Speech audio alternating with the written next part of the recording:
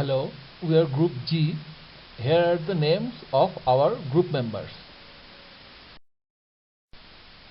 Our topic is Open System Interconnection, that is OSI model.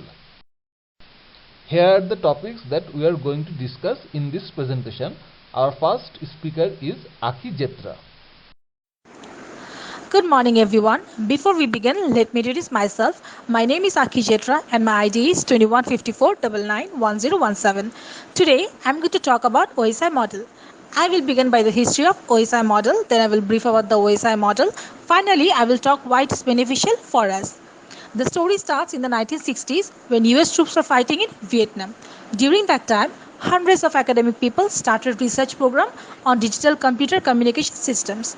In 1961, Paul Barron at RAND Corporations began to outline his concept of message block switching as a way of sending data over computer networks.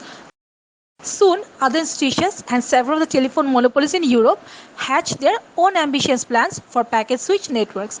With so many interested parties putting forth ideas, there was widespread agreement that some form of international standardization would be necessary for packet switching to be viable. In 1978, the International Standard Organization began to develop the OSI framework architecture. Let's move on to the next topic. What is OSI model? OSI stands for Open System Interconnection. It provides a standard for different computer systems to be able to communicate with each other. It's based on the concept of splitting up a communication system into 7 abstract layers, each one stacked upon the last.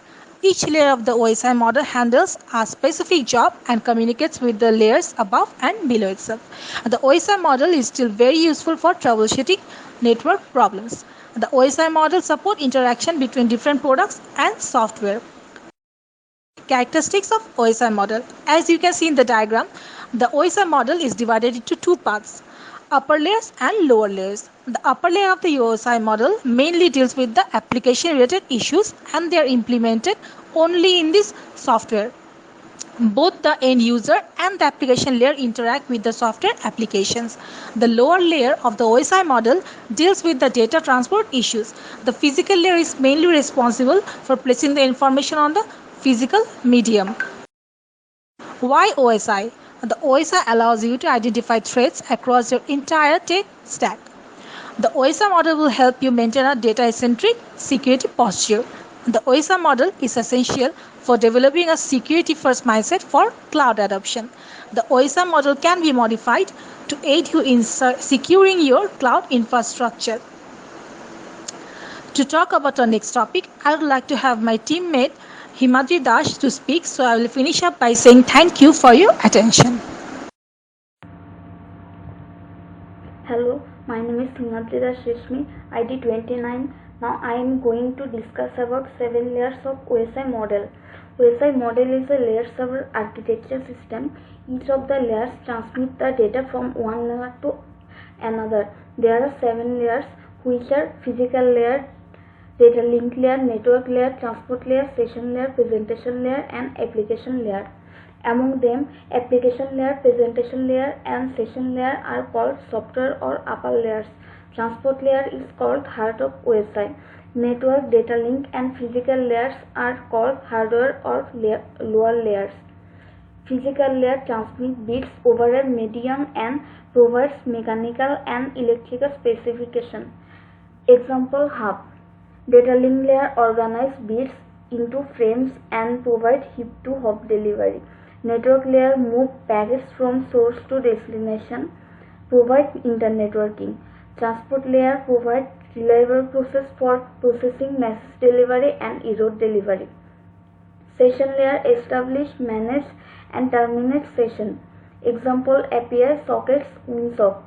Presentation layer translates, encrypts and compress data. Application layer allows access to network resources.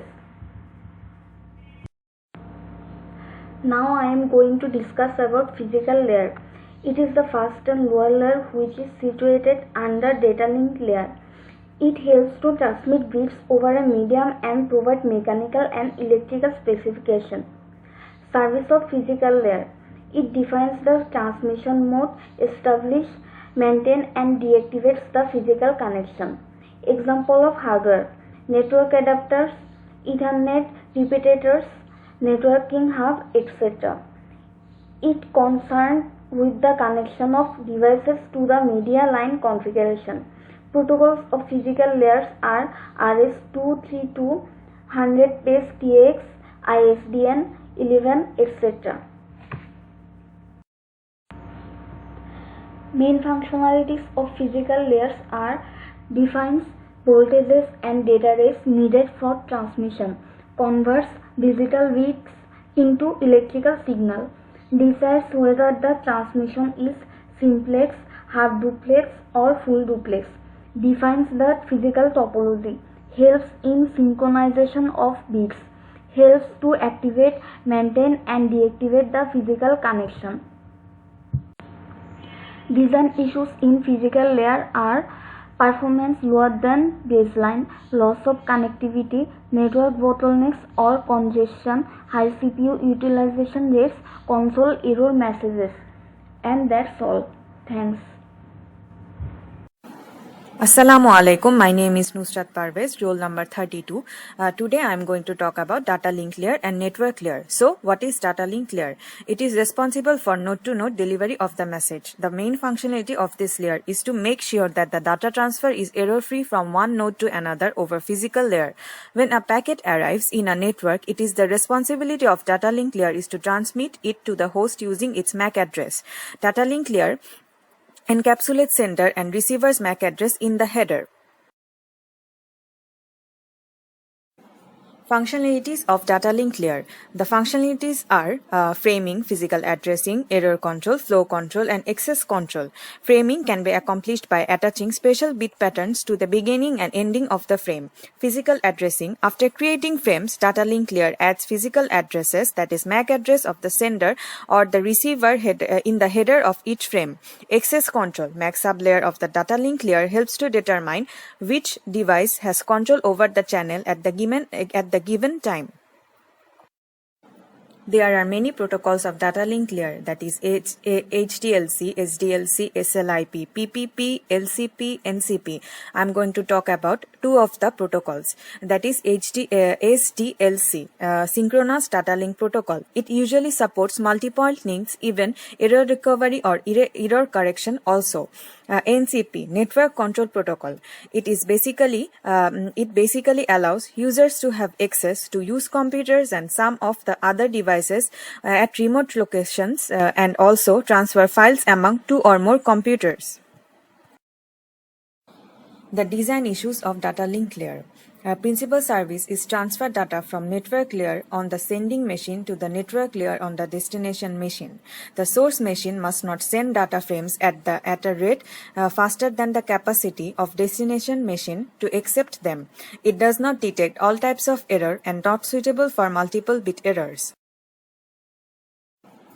So, what is network layer? Network layer is the third layer of OSI model. It handles the service request from the transport layer and further forwards the service request to the data link layer.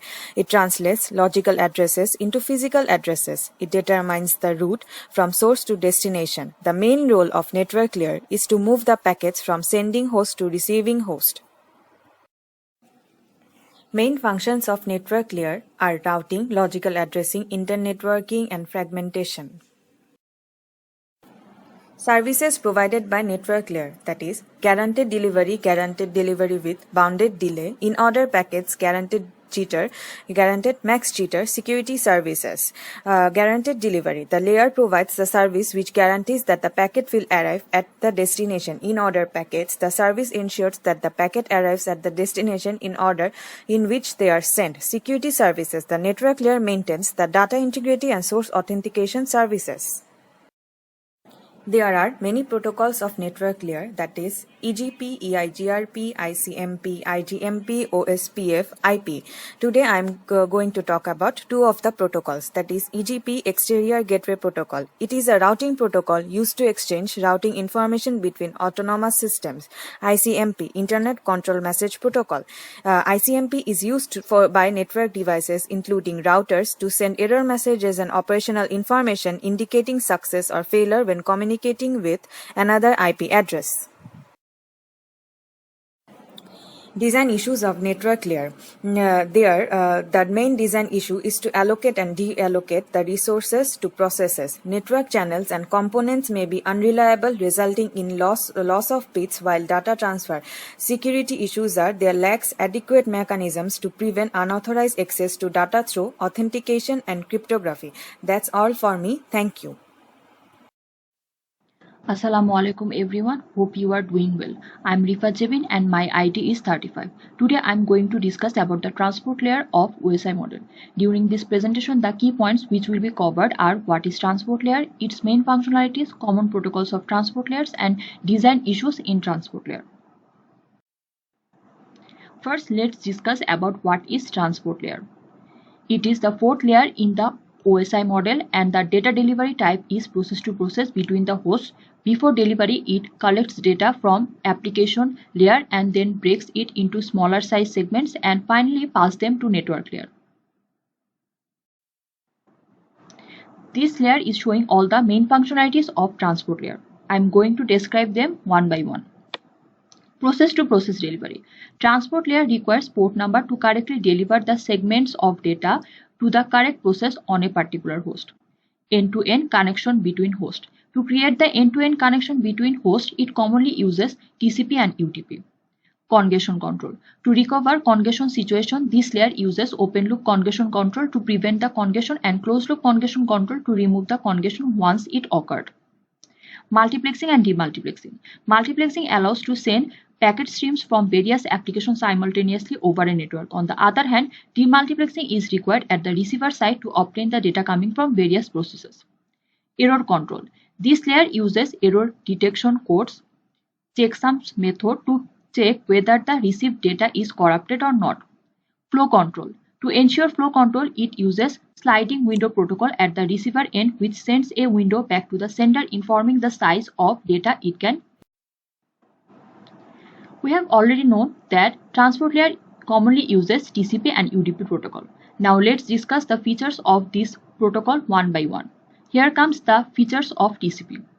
TCP is reliable protocol as receiver always sends positive or negative acknowledgement about the data packet to the sender. It is connection oriented, means that the connection between two remote points is established before sending actual data. This provided service of this protocol are flow control, error checking and recovery mechanism. It ensures that the data reaches intended destination in the same order it was sent. TCP provides full duplex server, that is, it can perform roles of both receiver and sender. It allows both the sender to send data in the form of stream of bytes and also allows the same for receiver end to receive. Here comes the features of UDP. In UDP, no handshaking happens between the UDP sender and UDP receiver. It is connectionless protocol as it does not create a virtual path to transfer the data. It enables faster transmission as it is connectionless. It does not guarantee about order delivery of data. It is stateless, means sender does not get the acknowledgement for the packet which has been sent. It does not provide any congestion control mechanism. Next comes some design issues in transport layer. In unreliable network services, the issues which occur are segment may be lost, segment may arrive out of order, duplicate segment detection does not happen at the receiver end. On the other hand, reliable network service faces longer transmission delay and overflow segments discarding issue. That's all from my end. Thank you all. Hello, I am Mehdi Hassan. ID is 2154991036. I will discuss session layer of OSI model. Session layer is fifth layer of OSI model. The session layer is also known as a network dialog controller. It creates, maintains, synchronize the interaction between communicating application. Session layer tracks the dialogues between systems which are also called session. This layer manages a session by initiating the opening and closing of session between end user application process. It also controls single or multiple connection for each end user application and directly communicates with both the presentation and the transport layer. The services provided by the session layers are generally implemented in the application environment using remote procedure call. In the session layer, stream of data are marked and are synchronized properly so that the ends of the message are not cut permanently and data loss is avoided. A protocol such as Zone Information Protocol, AppleTalk Protocol, and Session Control Protocol are used in implement session on web browser.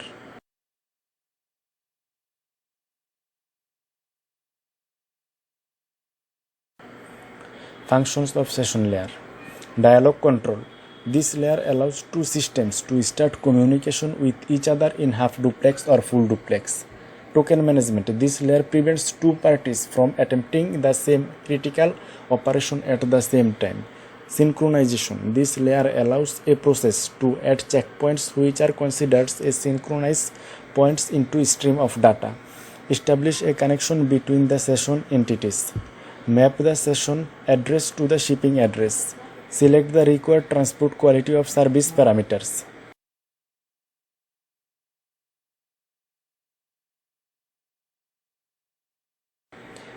Design issue with session layer. Management of dialog control. It allows machine to make session between them seamlessly. Token management and synchronization. Such service also provided by the session layer. Provide quality and intensified service to the user.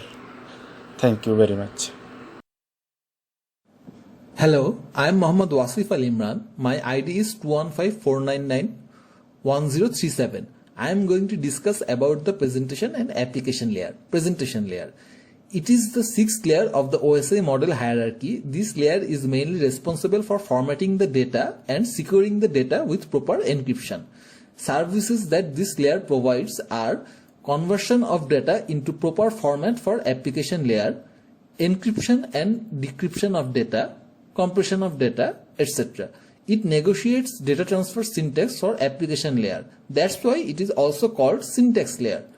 Various data formats that are used in this layer are for web pages, HTML, XML, etc.